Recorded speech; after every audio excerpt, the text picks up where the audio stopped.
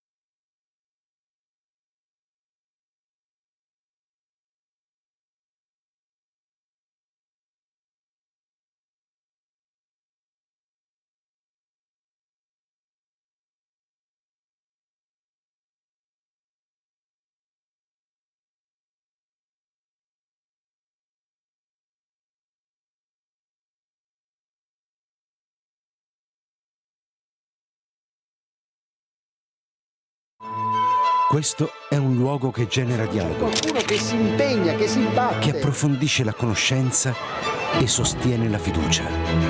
È un crocevia dove si incontra chi desidera il vero, il bello, il giusto e il bene. È una testimonianza di speranza nel cuore ferito del presente. E tutto questo proporre con la propria vita esiste anche grazie a te.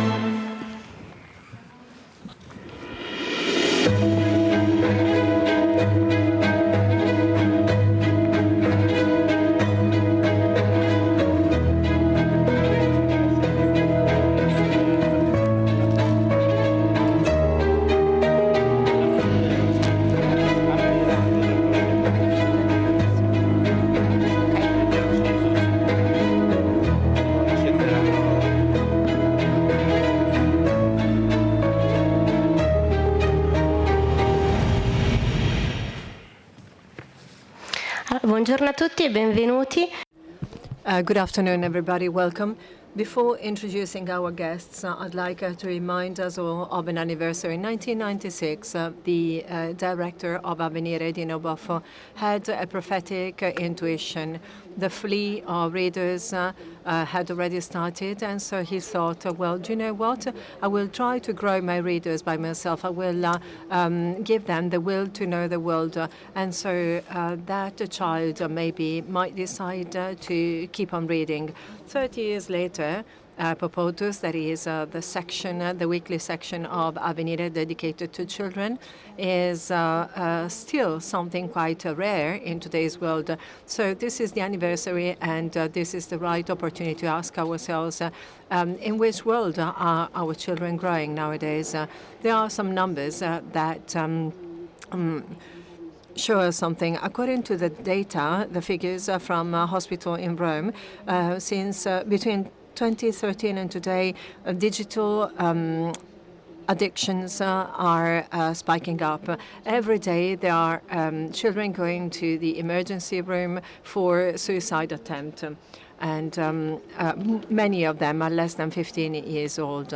So this is not just anxiety, but actually this is an emergency. It is a health emergency, medical emergency, but also educational, practical emergency due to algorithms specifically created in order to attract children's psychology. So the answer to the question, in which world are children growing up? Well, actually the same world as adults, but due to social networks and AI, the youngest are exposed with no filters to tragedies and to the world nowadays. So this is a starting point, a fundamental starting point for adults, for parents, teachers, but also for us dealing with education. We know very well that the issue is not protecting them from bad news, but, well, you know, history is always a good chance for us to talk about suffering and also the meaning of life in order to show children that there is something good and it is all worth living. So this good is not only respected through censorship, but actually we need to teach them to face reality. So today we'd like to understand how we can teach about the world to children without any shortcuts, without having them to feel anxious or panicking, and especially without leaving them by themselves alone in front of a screen. So we have 4 guests here from the world of education schools. So Marco Girardo, the editor of Avvenire, and then Marina Terragni, grantor for childhood and adolescence, Simeone from the University of Sacro, Cuore, and director of the UNESCO Chair, and Marco Erba, professor and writer.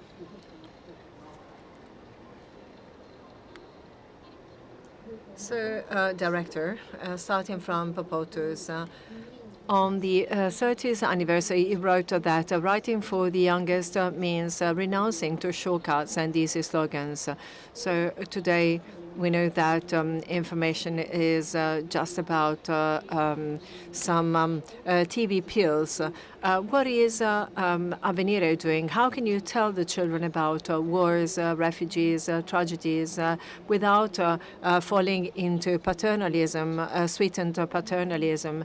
And also, can you give us some practical examples to tell us how you are dealing with the latest news, for example, of recent history? Well, thank you so much. I didn't expect such a big audience at 1 p.m., but this is a topic that certainly deserves to be followed and listened to. Thank you. We're now celebrating 30 years of Popotus, and as you said, it was a genius intuition dating back to 30 years old. And, you know, there were few readers of newspapers at that time, and so Walter Veltroni invented this strategy. Do you remember those books together with newspapers, or given for free together with newspapers, or tapes, films, etc. So there were some complimentary gifts in order to attract more readers. And then Nicoletta Martinelli arrived, and she's here, and also Giorgio Paolucci is also here, and Francesco Ribene.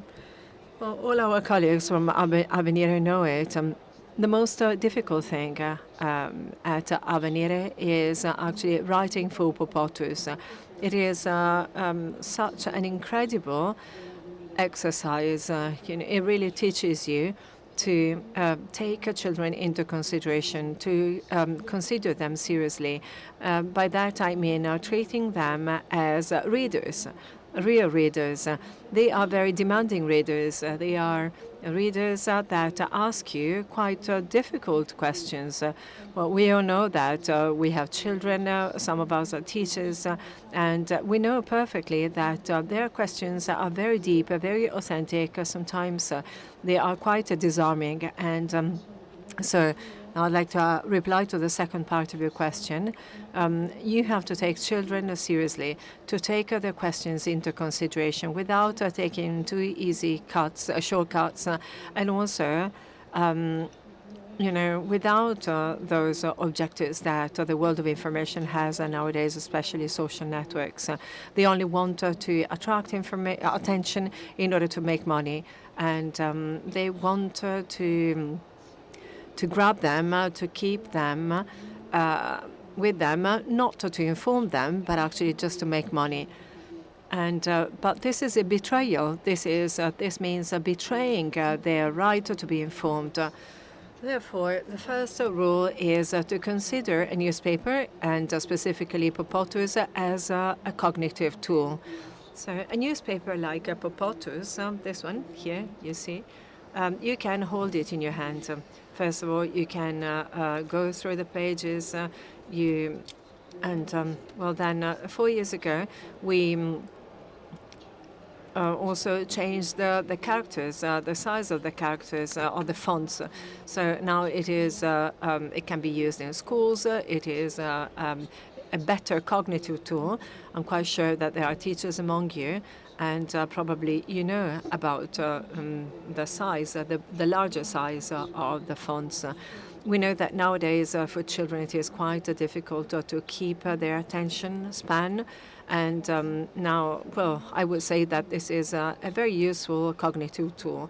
Therefore, the newspaper as educating how to use time, how to use attention. And this is our context. So within this framework, we choose the news to be communicated. It is sometimes it is the same news dealt with by the main newspaper, but it is news for the children. So we don't stop telling about Gaza, about what happens in Ukraine, and inequalities in our countries, but we do that with a comprehensible language, considering the needs of children. So to sum up, first of all, you have to take them into consideration seriously. They are readers, and you have to consider them as good readers. Then you don't have to simplify the language. They don't ask for simplification.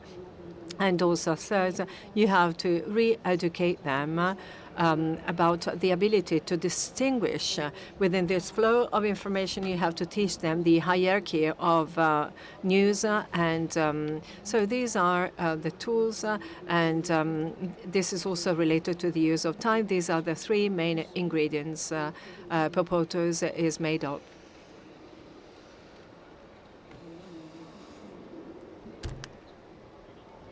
All right, so now a question to Marina Terragni, and she's connected. The magazine, your magazine, came out a couple of weeks ago, and it is about different stories of different children. And can you tell us? I'd like to ask you also, considering your commitment this year, thinking about your speeches, and you also said that we have to pay attention when we communicate with children. You also mentioned violence in schools, and also children taken away from their families. So you raised so many subjects on children. Thank you. Well, I'm sorry I'm not there with you. I'd like to tell you a few things. Well, first of all, listening. We have to agree on the meaning of listening, first of all. And listening nowadays, considering that the Z generation has made this jump forward in terms of digital revolution, and therefore there's a real anthropological mutation. What we have to do now is we have to listen, and we have to listen to children and teenagers, since we can learn and understand a lot of things if we do that. So I often heard children talking about safe spaces, and I tried to go back to my adolescence, and I couldn't find that concept during my adolescence. Then I understood that safe spaces for them are spaces free of judgment. So disconnected spaces, because continuous connection entails being exposed to judgment, and this also entails a stigma on the online identity of young people. So this is what I mean by listening. I mean showing that we need to listen to them. So the Z generation, young people also know about the risks of early connection or continuous connection. They are the ones that are asking not to give devices to young children, very young children. So this is what the Z generation is suggesting. We will carry out a project together with Bicocca University. We will collect the witnessing of young people, and these adolescents will try to help younger children with devices. So again, by listening, I mean that we have to listen to them, showing our love to them. And then I have another comment. Caterina said that we worked on the topic of children taken away from families. For example, the famous family of the forest, La Famiglia del Bosco, in Italy. Well, there was a lot of attention on that family. Well, there will be a new law on foster care in Italy, and we know that at the moment there's an increasing number of children taken away from parents that are separating, and there's actually research on this. When you locate a minor with a foster family or with a center, of course, listening is fundamental, and this is what the law also highlights. And well, as I said, children are taken away from parents that are separating. And I must say that listening to involved minors in these cases is very important, since minors are the ones that are paying for the failures of their failures and shortcomings of their parents. So it is very important again to go back to the concept of listening. And what I think should be done is we should not take away these minors from the families, but actually their families should be supported more. And of course, during this stage, listening would be essential, fundamental. Domenico Simeone, si è molto... Domenico Simeone, we heard a lot about information rights. We saw a video of the 13-year-old boy that stabbed his teacher at school. So, the documentation of a crime could be a multiplier of further crimes in the future, and the violent boy becomes very exposed to the net. So we saw that there are many examples of aggression between peers and also young people against adults. So I'd like to ask you, what is the task of the educating community? How can we avoid being just spectators, and how can we become the promoters of a different educational project? So how can we use tools? What kind of tools can we use to do that? Well, first of all, even recent facts and episodes are full of these cases.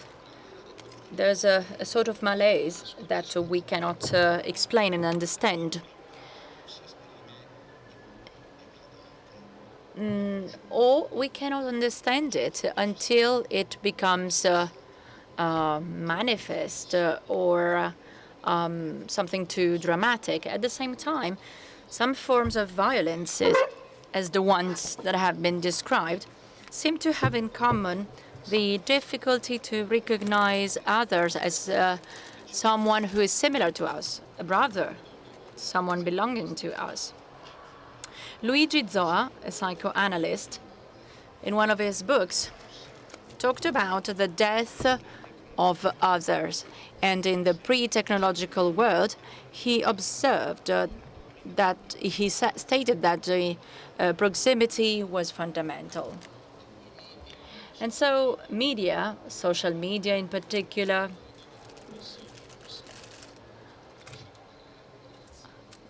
not always make relationships grow. And the risk is that the other is considered like an object with no face, no story, no name. So the other doesn't belong to me anymore. The other doesn't concern me, but on social media, other people look at us. So it is this context that changes the relationship between what happens in the scene and what is obscene or outside the scene. Jean Baudrillard, at the end of the 70s, stated that the modern society dominated profoundly this idea of obscene, which is shown with no mediation, no narration, and no possibility of thinking. So there's an excess of visibility and an implosion of the meeting. So with this media hyperreality, the separation between the object and its image eliminates the meaning. This is what happens to many teenagers. It's difficult to act without thinking or without the mediation of thought. One destroys the other, thinking of eliminating pain, but this is not what can happen. So in this context, we need to learn again to become closer to the other, making them feel that we care about them. It's not a threat, but it's our possible way of saving us. This is how we can become adult. And the interpersonal space is the place where we can have an educational meeting, because it is a space that doesn't belong to a subject, but is animated by the interaction of subjects, by the we and the creation of the we, of us. And how can we get closer to others? In Luke's Gospel, there's a tale of the Good Samaritan, and it tells how to become closer. I think you all know this story very well.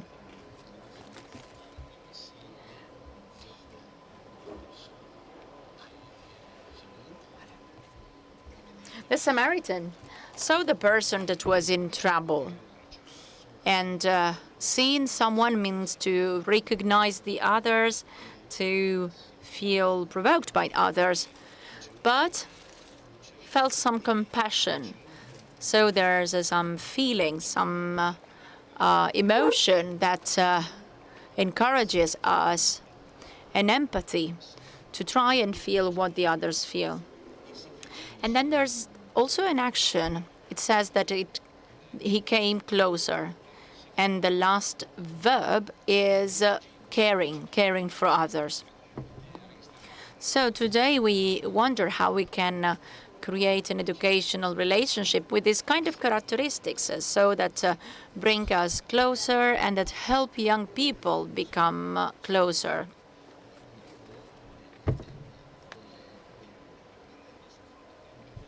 And so if we draw inspiration from what happened to that teacher that we heard about in the news, well, there was a letter inviting to consider those wounds not as an obstacle, but as a sort of bridge between the school, the family, and the whole community. So community as an educational place. As Pope Francis said in the past, and Pope Leo said recently, a community that can use the better skills that the society can express. Pope Leo wanted to underline the invitation made by Pope Francis, insisting on the fact of investing in the acknowledgement of an interior life, on the need to humanize the digital technologies and promote an unarmed peace. Instead, if we think of that episode where violence was meant to destroy the others, destroy the ghosts that were in the mind of that young person, well, it means that the contact that we have to have with emotions here is different here. It means that we need to know how to manage them. Now, Marco Erba, you are devoting your life to young people as an author and as a teacher. Now, I'd like to ask you to take us into the classroom with you, because we know that there are not just the young people that we journalists often talk about, carrying knives or anxious or addicted to social media. So who are these students really?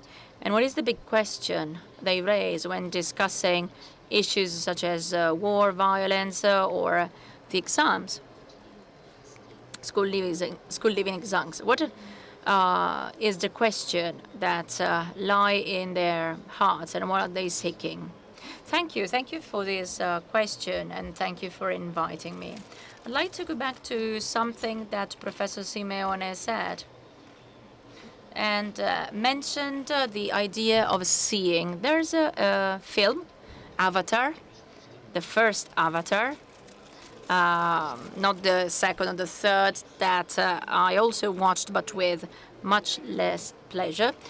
In the first Avatar, the inhabitants of Pandora do not say, "I love you." They say, "I see you," which is wonderful. It is something that can be used to interpret teenagers today. Who are teenagers? Teenagers are often much better than what we tell. We teacher, and school is better than what we tend to talk about. But their first desire is to be seen and meet teachers that should not just be like referees setting rules, very detached, very cold. That's how they generally see the teachers. That's the school year program. That's what you need to do. But they do not even know a student that is like their peer, their companion. They'd like to have someone who has some more experience than them and knows to tell them something. So they look for a coach. Who's a coach? A coach that try to raise the bar, to challenge you, a great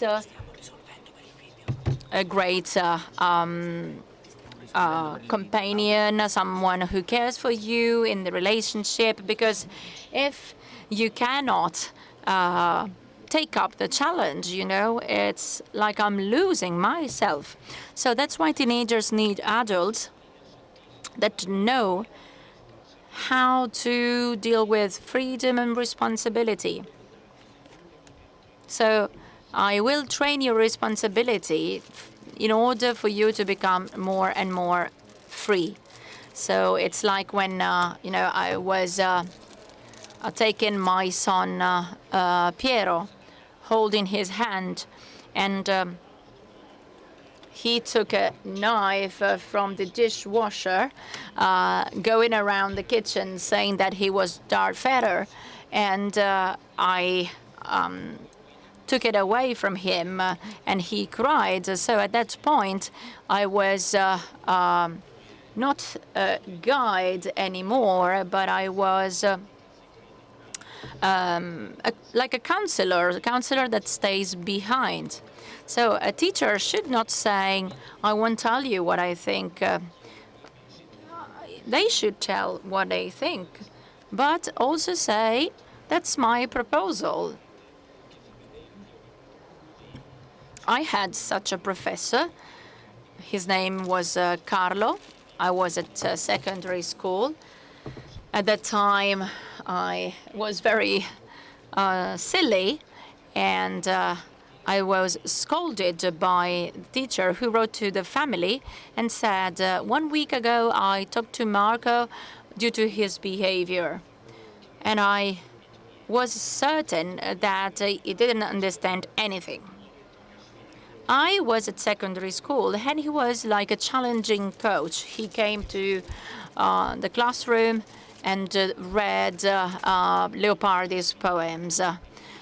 I imagined that endless sky, and I heard something in my head saying, there's something more than fantacalcio, than football, than what you do with your friends. There's something more. But he was like putting a seed in me, the witness of a beauty, a coach that believes in sport and has his students play it. He really got mad with me, but after 1 hour with him, I went on the tube in Milan and I met him, and he normally stayed with me. We talked about Milan, even if he didn't care about sports. I talked about the girl I liked, but she didn't like me at all. And while we were together on the underground, the message was, I see you, I care for you, not because you are the best student, because you're the one not giving me troubles, but because I'm walking with you. And this image is something that I have in my heart and changed my life. Two last things about students and what they look for. They look for teachers not just conveying knowledge, but teaching you how to touch life and how to deal with it. There was a former student that failed at a school where I was, and that met me later saying, no, that school wasn't right for me. Now I'm a pastry chef, and my life is full because, every time I make some pastry, I think of someone tasting it, eating it during a party, and I really got moved when he said that. So who am I? What am I going to do? Someone told me, you know, Professor, I make some electrical plants, electrical systems, and I think that this is crucial, more than many other jobs in the world. One very last thing in 20 seconds, as the director righteously said, students do not look for simplifications, but for critical thinking. They want to go behind the simple slogan, polarized debate on many issues, be it in Italy or abroad. So they look for questions that remain questions instead of becoming like an exclamation mark telling you what to do.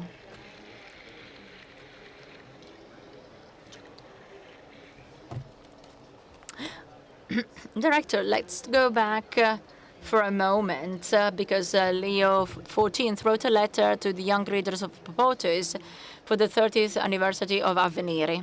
And he said, to be like children is not to go backwards, but to hold onto a key to see the essence of everything, finds answers even to the most difficult questions.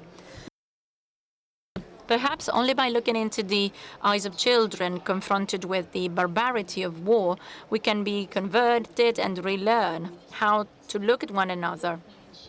And again, he says, addressing adults, you are witnesses to how children educate us while we educate them, and how we must protect them from a human conception of information and education.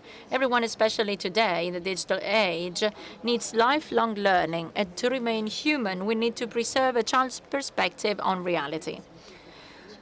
That's easy, isn't it? I wanted to ask you if you could tell us, using practical examples, how this translates into your day-to-day work, and what it entails in terms of responsibility with your young readers, but with the entire educational community that manages to bring together parents, teachers, journalists, experts, men of the church, from the parish priest to the successor of Peter.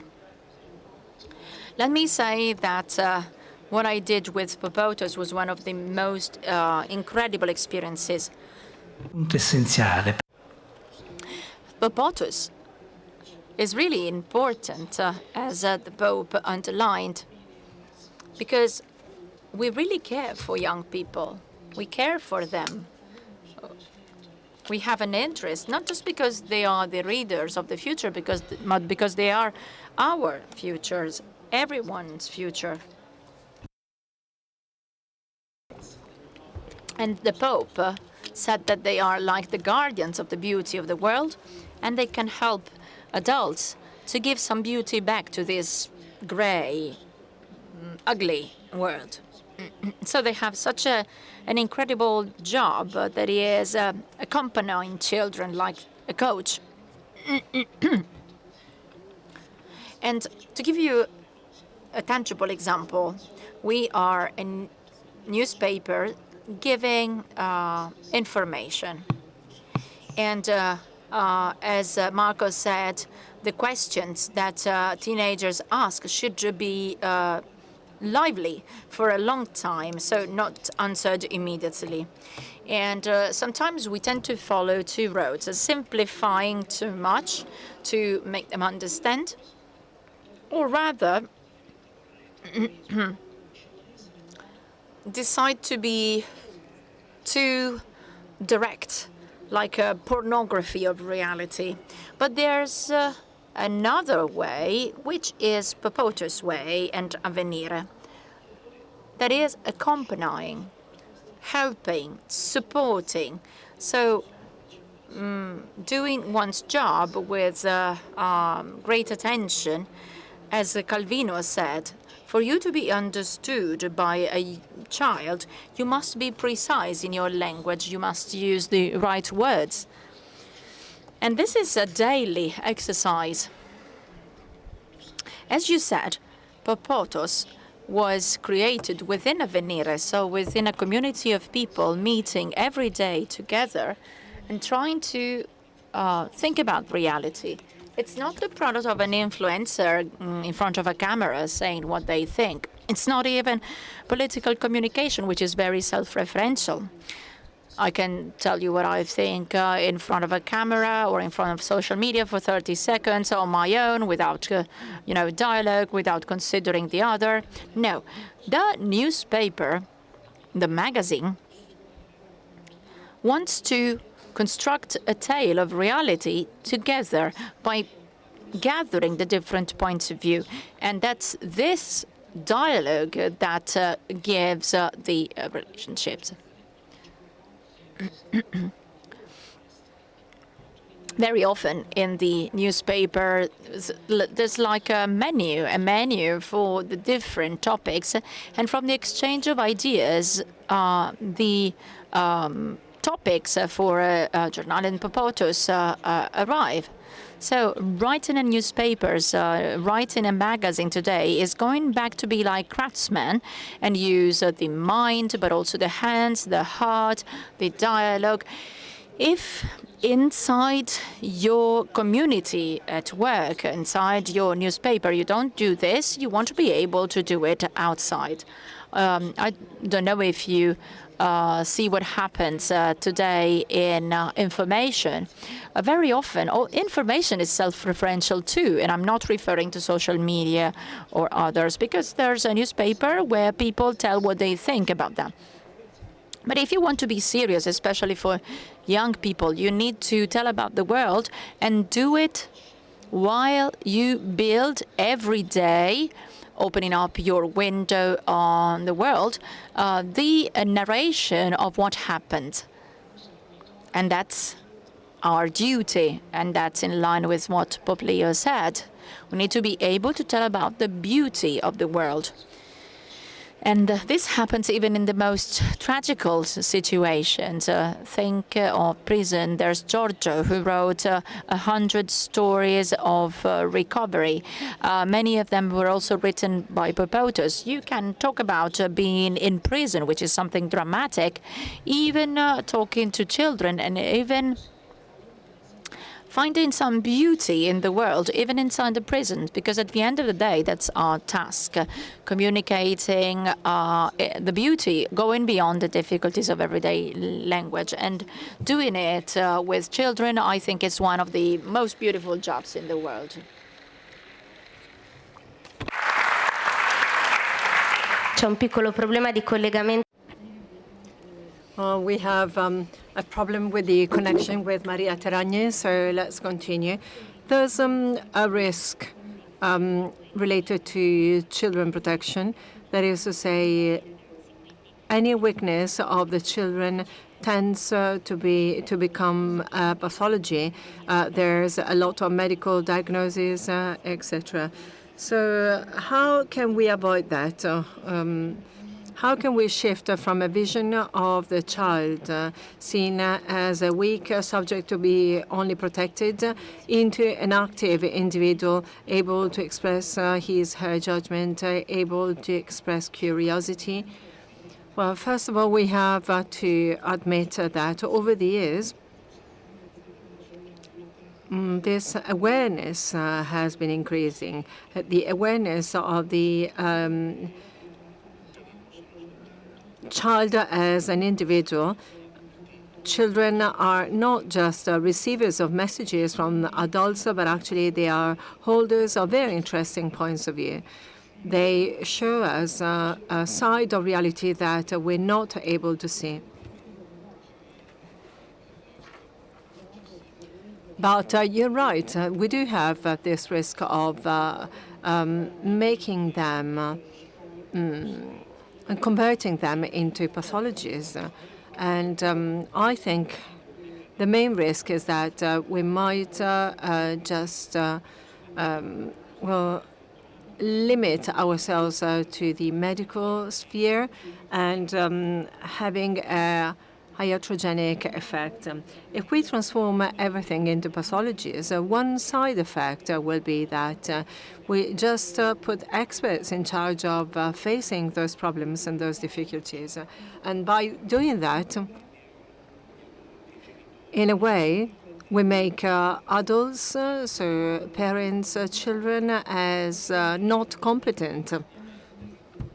So a bit like telling them you are powerless, you're not able. You, parent, you have to refer to this expert or that expert, and that expert will be able to do something for your child instead of you.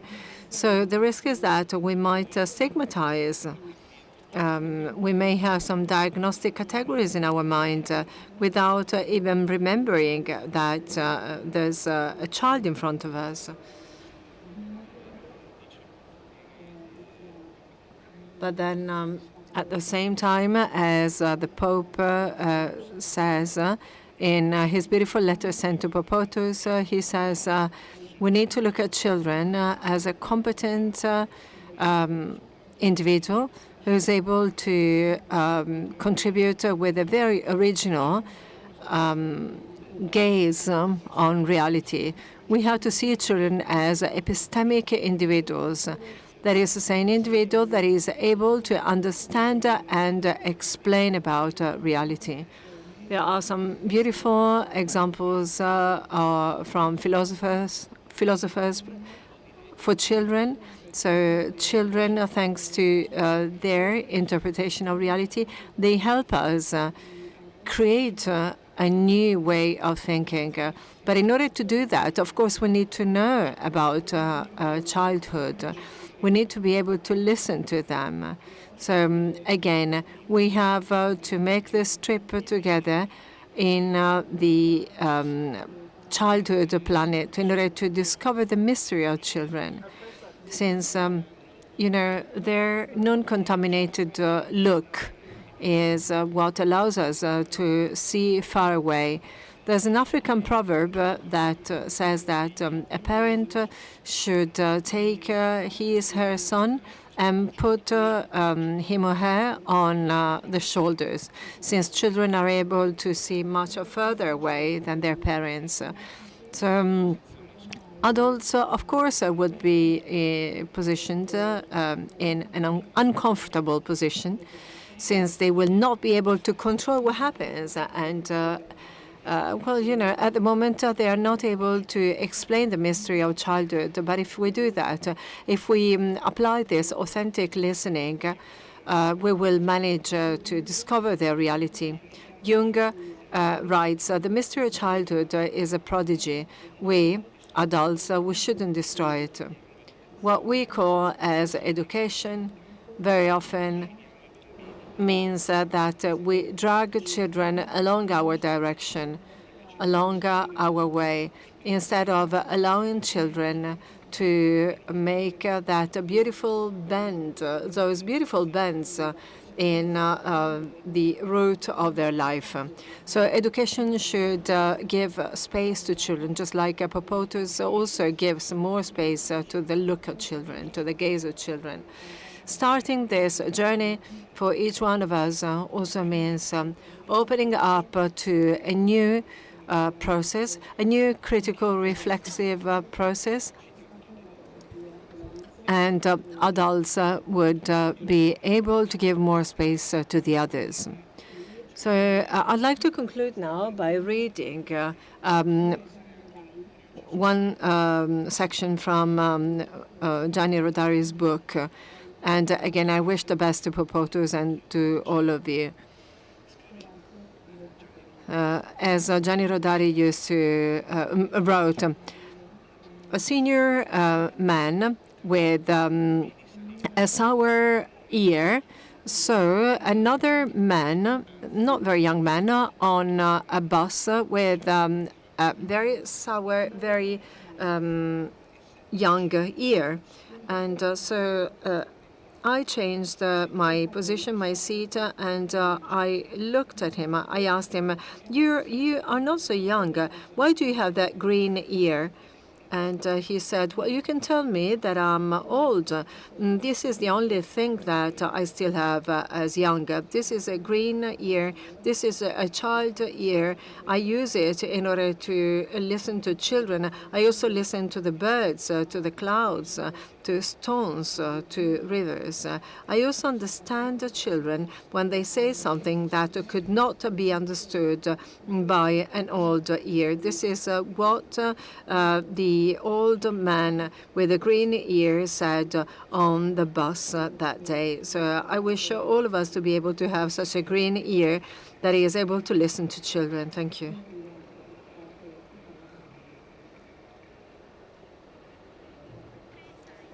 Marco Erba. Well, you also wrote Scintille di Bellezza, 30 stories to educate to hope at the school and also outside school. And I'd like to ask you, well, talking about hope means not just limiting ourselves to bad news, but also looking for that good news that allows us to have and to find hope. So can you also tell us how you coach, how you train your children, being yourself a trainer? Can you tell us what you do also at school? How is it possible to tell about hope nowadays? Is there any story that that was particularly enjoyed by your students? It's quite difficult to give you some secrets or some recipes. Being a teacher means that you have to be like an actor or a player, theater player. You have to improvise. A bit like a surfer, you have to take the waves, surf the waves as they are on that day. There's no class that is exactly like any other class. But I can give you some examples. I can give you some tips maybe. So in order to tell about hope, first of all, you have to remind yourself that there's one word that is the opposite of happiness. We all want happiness, but the opposite of happiness nowadays is perfection. Social media, TikTok is all perfect. You need to have a high number of followers. You have to be a winner. You have to be the first one. So there's a myth for performance. And this is highly intoxicating. And sometimes you have that also in the school. Measuring the average notes of a teacher, do you think that really shows the quality of the school? And also the myth of performance, the myth of high numbers. Are we sure this is good? I wrote an article on Avvenire about a topic that really shocked me. That is to say, there's young students that stabbed a 20-year-old boy in Milan. And I'm asking myself, don't you think that there's a link between this society that is focusing so much on performance, on having high numbers, and then on the other side we have an increasing number of self-cutting teenagers. We have increasing violence amongst youth. So we have to shift from this logic of performance to the logic of gift, and also my limits and my richness. I'm not by myself. I have to learn that I have to accept my own limits and also other people's limits. I have to embrace them. I have to understand that even with my limits, with my weaknesses, I'm entitled to be loved. There's love that is a big love, and you have been created. You are good, just as you are. And so many teenagers don't feel loved. One student wrote, I cut myself for 6 months. Maybe, teacher, you think I'm crazy, but those cuts saved me, because the bed went out from my head and went out of my body. Since my brain, my head kept on telling me, you're not entitled to be loved by anyone. And then with the help of a friend of mine, my mom, and a psychologist now, understanding that I'm good, just like just like this, as I am. So this is good news that has to be spread out. There is a bigger love that makes you entitled to be just as you are. And then we should cultivate a gaze. Actually, I'd like to mention San Giovanni Bosco, Father Bosco. And I taught for many years to the Salesian monks. And I'd also like to mention Machiavelli. Try and read The Principe by Machiavelli. Well, he tells us that it's much better to be feared rather than loved. And fear is better than love. So today, this still exists. Sometimes if somebody stabs another person, how can you reply to that? Well, with very severe punishments. But instead, Father Bosco used to say, every young person has a possibility for good. Every person has something beautiful, and you're called to find it. So I'm so much more in favor of Don Bosco rather than Machiavelli, of course. You need to have eyes to see the beauty around you. I get very emotional with my students. For example, one of my students is in a wheelchair. He can't stand noise. And there was a concert one day at school. He got inside the classroom and he said, teacher, can I go out with my educator? And two other students said, Francesca will be with you at the back of the room. Let's see if you manage to do that, to stand it. And then I turned towards them. I saw they were singing together. So 1 week later, I went back to school for a meeting. I saw Francesco, the boy in the wheelchair, going very fast on the cycling path out of the school. And one of those two boys was actually there with him. And, you know, the e-wheelchair, the electric wheelchair, is very fast. And he was running after him to take him back to his family. So, you know, this is it. This is teaching. You need to have to keep your eyes open to the beauty of the gifts we have, the beauty that becomes a gift. I'd like to remind you that we can learn from young people much better than we teach to them. And I wrote about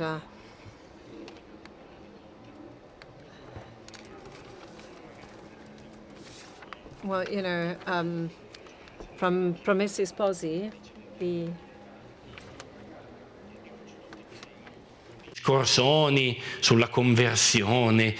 I wrote about the betrothed and the unnamed character, and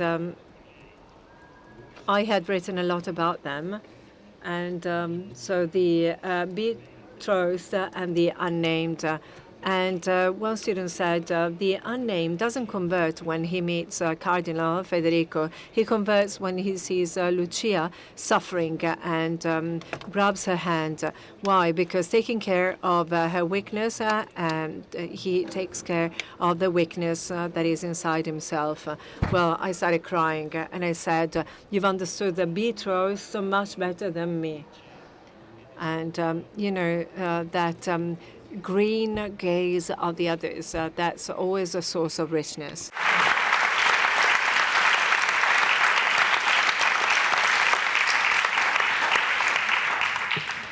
Devo fare l'ultima domanda a Marina Terragni. One last question to Marina Terragni that is connected online. Well, I have a question for you, Marina, and starting from the Pope's invitation to keep human by maintaining a child's gaze in ourselves. So I'd like to ask you about social relationships and digital addiction. Facing this world where technologies promise that anything is possible, but actually in the States, many families are suing big tech for the damages due to or coming from platforms.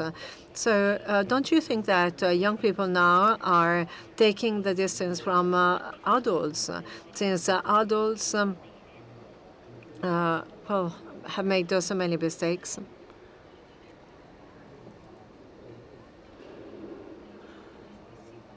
Well, at the moment, we are not allowing children to live as children. And just try what happens with the early access to pornography. And of course, this is quite of an extreme case, but it is true. So they don't have the possibility to freely develop their sexual life and sexuality. And then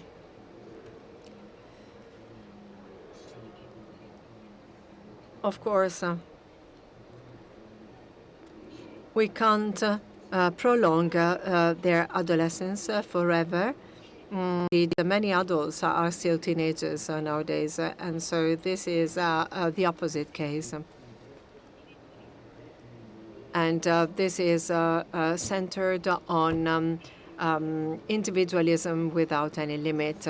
So I'd like to tell you about something I read this morning on the newspaper. There was a Japanese man climbing up Mount Fuji with his 7-year-old child.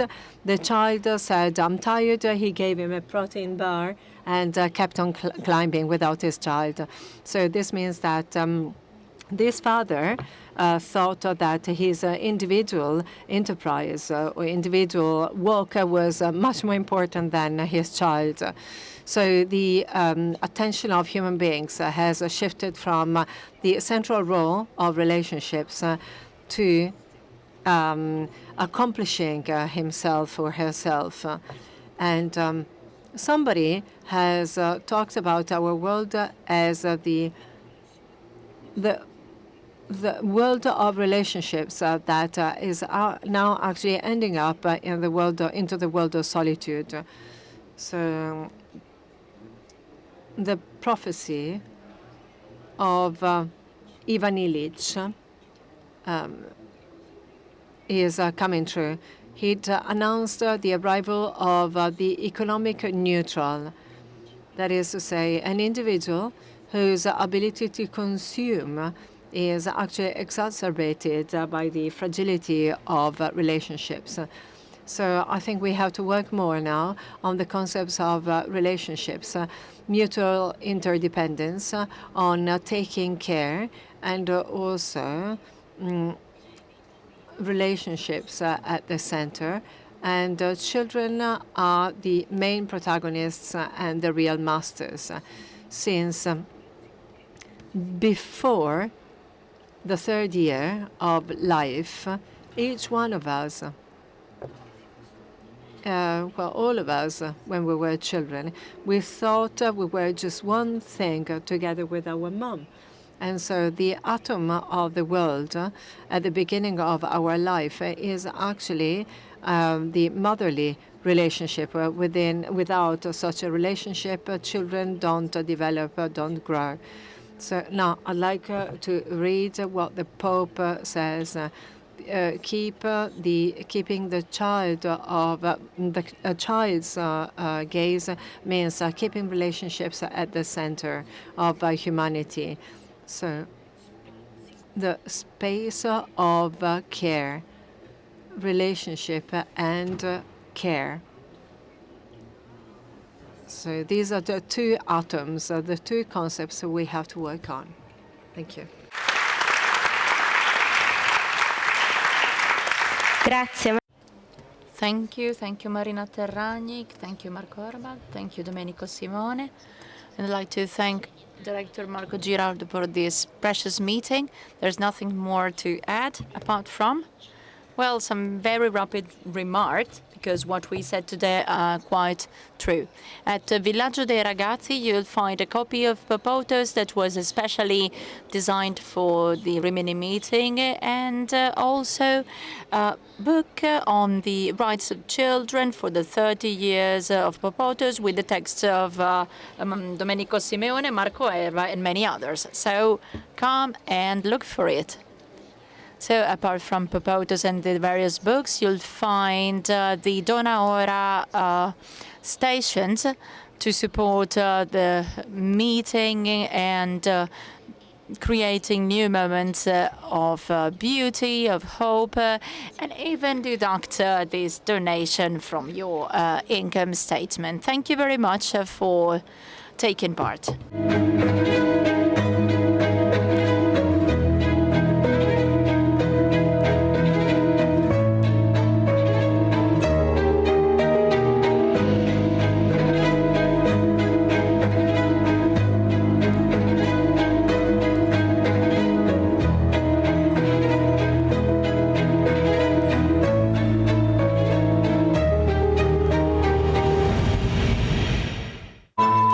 Questo è un luogo che genera dialogo, Qualcuno che si impegna, che si batte. che approfondisce la conoscenza e sostiene la fiducia. È un crocevia dove si incontra chi desidera il vero, il bello, il giusto e il bene. È una testimonianza di speranza nel cuore ferito del presente. E tutto questo Proporre con la propria vita. esiste anche grazie a te.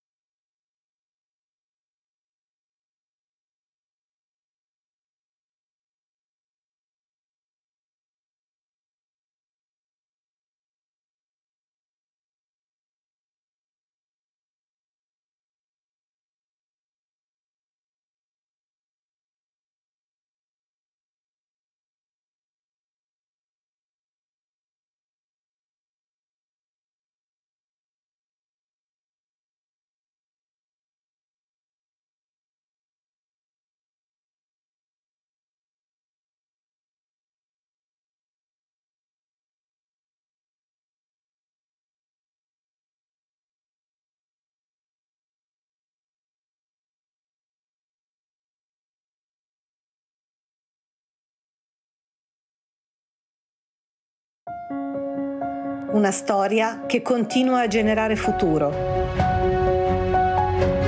Una comunità di impatto aperta al mondo.